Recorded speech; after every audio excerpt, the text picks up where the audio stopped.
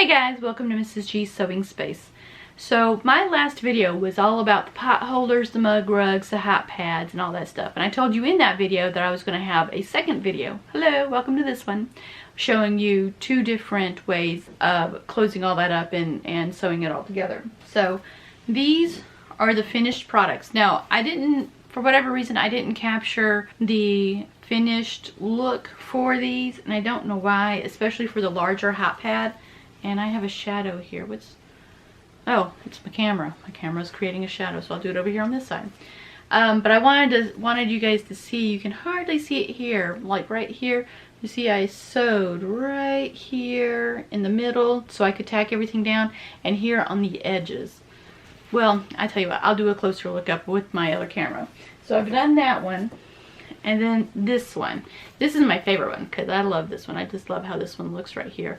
It's all quilty and it's been washed multiple times already. So it's already been in use in my kitchen and I just love that one. But the binding is what I'm here looking for. Well, what am I doing? I'll do a closer look on this one too with my other camera. So we have those two. Those are the two hot pads I'm going to be talking about in this video. So it's just two extra binding steps showing you how there are pretty much multiple ways that you can make these. So we're going to go ahead and get into the video. So you can see here the larger hot pad that I have. I'm just showing this to you so you can see how I sewed just a square on the inside, and then I stitched the outside edges as well, just so that I could keep everything together. I wanted the layers to stick together and not come apart in any ways. And so this was just me quilting everything together. And I really like how it looks after it's been washed a couple of times. So you can see it better here in that hot pad, in the blue part. But I'm showing you this one so that you can see how I stitched the binding down on this one. So this binding is done a little differently, and I actually stitched this one down by hand. So I'm showing you this so you can see those little white specks underneath the edges. I was using white thread to stitch the binding down instead of blue since I didn't have any. Okay, so you see here I have a piece of fabric that is actually pieced together. So it's two smaller pieces of fabric that I stitched together, and I am measuring out a larger piece right now.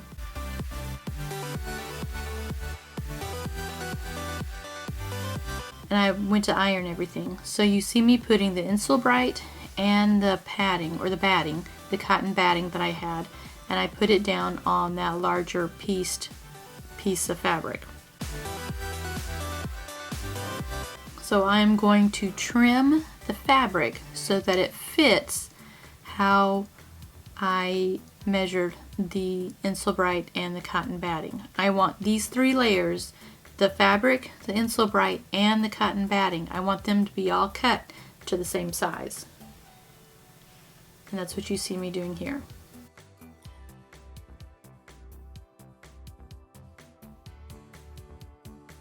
If you're using a rotary cutter, then you need to be careful. Don't slip and cut your fingers. I've done that before.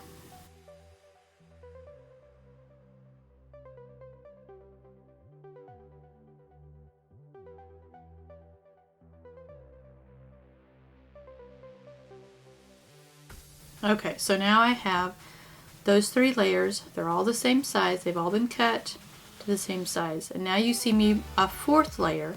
I'm laying right sides together. So the right sides of my fabric is laying onto the right side of the other piece of fabric with the batting and the Insulbrite laying against the table. I'm using these huge safety pins. These are actually quilting pins. Quilters tend to use these to hold all their layers together when they are quilting their blankets, because it's kind of hard to quilt a blanket when all your layers are shifting. So that's the back side. And I put these pins on just to keep my layers from shifting around and moving where I don't want them to.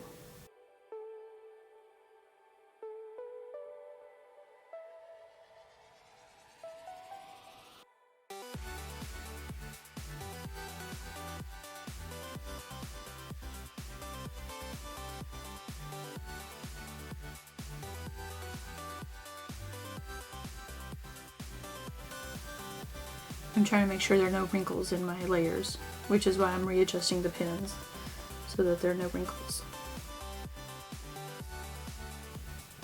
Okay, now I have 4 layers layered together.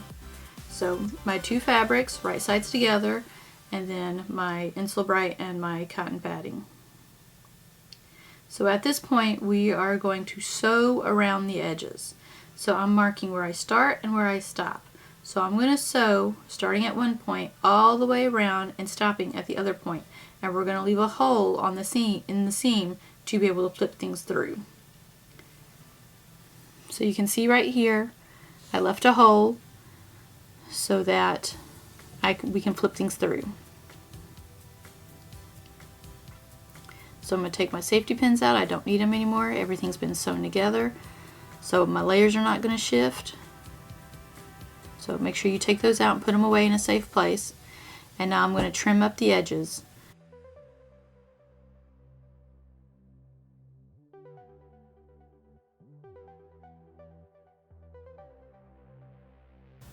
So I'm trimming just a smidge less than my seam allowance so that everything will be nice and straight.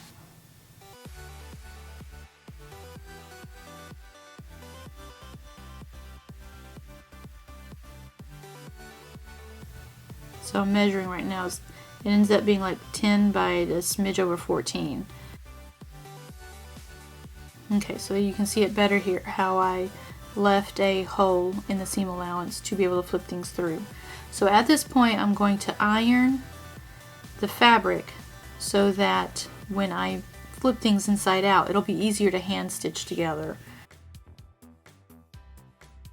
So if you go ahead and iron now, when you flip it inside out you'll be able to hand stitch it closed easier.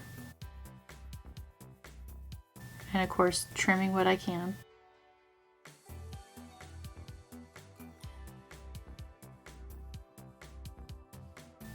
Okay, and also here, trimming my corners, because that ends up being extra bulk in the corners. So if you just trim it off, not through the seams, but to the seams, it ends up being a little better. Your corners are a little crisper that way.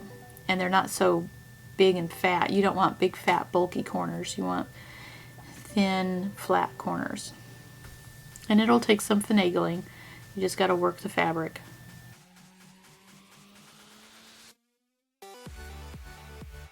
Sorry about being out of frame. I didn't realize I was out of frame.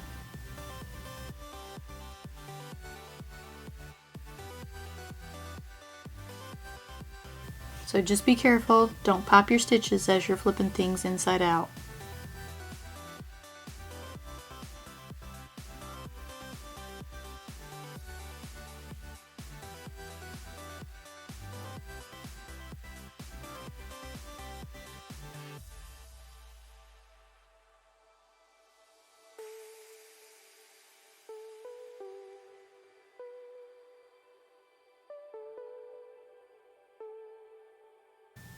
Okay, there we go. So everything's flipped out, sewn together, flatten it all out, make sure all my seams are poking out where they're supposed to, and I'm going to go iron it flatter so it'll be better.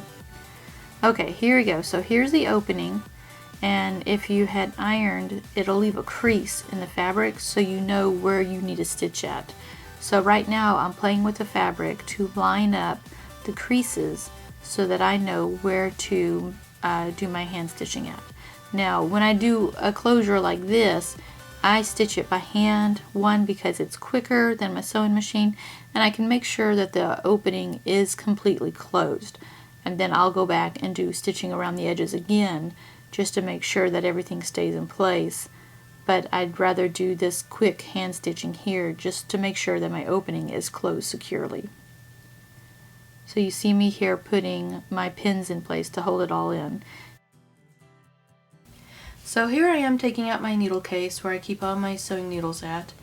I am threading everything up and getting ready to do my stitching.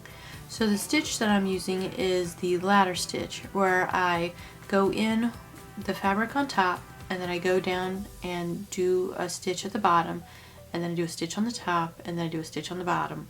In the upper corner I will put an iCard there with my video for the basic hand stitches, so you can see that video where I show you how to do a ladder stitch. As you can see, I decided not to put pins in and put clips in instead, so when I get to my clip I remove the clip and I keep on stitching.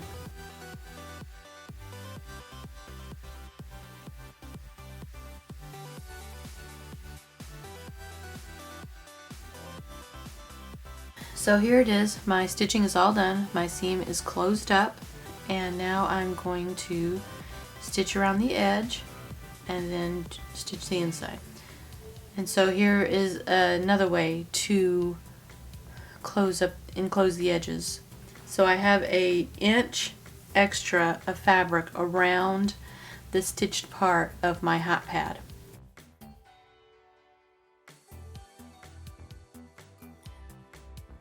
I made sure I had an inch so I could fold it in half and then fold it over the edge of the hot pad, so all my cut edges are enclosed within the seam. And I decided to do hand stitching because I didn't want a sewing machine stitch to show on the opposite side. I really liked what I did with that spiral square look. So as you can see here, I'm taking my cut edge and I'm folding it to the edge of the hot pad, and then I'm folding the whole thing over so that all the cut edges are enclosed. And I'm doing that on all 4 sides before I work on the corner. I'm using my clips to keep everything in place, and you can tell when I did my stitching it ended up shifting the fabric a little bit, which is fine because all the edges are going to be covered anyways. And here I am finagling with the corners. Now I ended up doing my corners slightly wrong. I did them like I would when I bind a book, which is not the technique you should use for these corners. And I ended up cutting off too much fabric when I shouldn't have. I shouldn't have cut off any fabric, but I did because I wasn't thinking far enough ahead and I didn't plan it out right. Well, I didn't plan it all. I just kind of do this by the seat of my pants.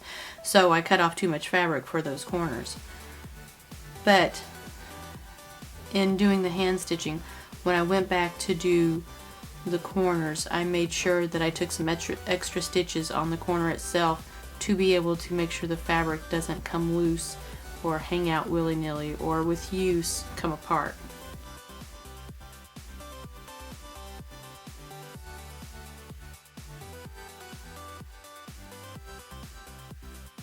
So right here I'm using the edge of the hot pad and I'm folding the fabric over diagonally, and then I'm folding the edge of the extra seam allowance there over. So here we go again. I'm trying to do this a little better so you can see. So I'm folding it diagonally and closing the cut edges, and then taking the edge, I'm folding it again. And it creates a little like a hospital corner fold, which is not what I was going for, but you work with what you got.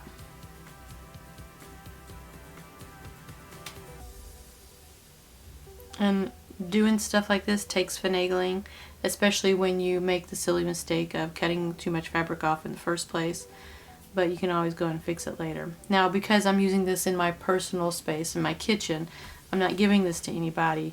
I'm not worried about all those type of mistakes. If I was trying to sell something like this, or if I was giving it to somebody, I would have been a lot more careful with the corners and I would have done them a lot better. So here I'm just hand stitching. Like I said, I didn't want stitching showing up on the other side, which is why I am hand stitching all this shut. And I would have used a matching dark navy blue thread, but I didn't have navy blue, so I just used what I had, which is white. So I'm doing something similar to the ladder stitch, where I'm taking a stitch on the bottom, taking a stitch through the fold of the edge, taking a stitch through the fold and the bottom, and just going back and forth. And to the corners, if I see that the corners are doing well, that they're not going to come apart, I'm not going to worry about stitching them down. But I have a couple of corners on there that look kind of wonky, so I did take a couple of extra stitches on the corners so that with use it won't come undone. And I just ended up doing this all the way around the hot pad. And I kind of like hand stitching. As long as I don't have to do it on too big of a project, it's pretty relaxing.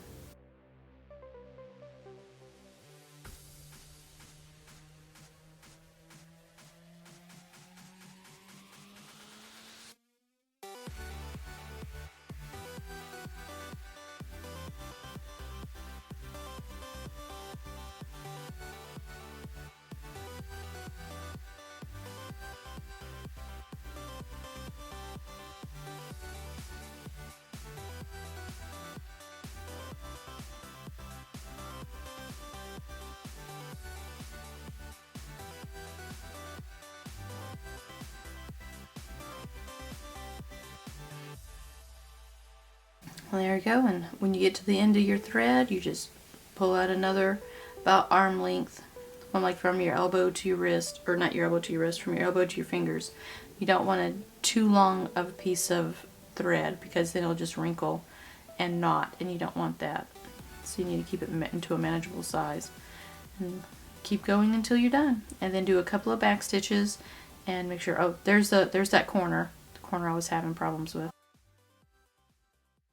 Well, I hope you guys enjoyed the video. Remember to always like, share, subscribe, do all the stuff that you normally do that you feel, if you feel obligated, cool. If you don't, that's cool too. Whatever floats your boat.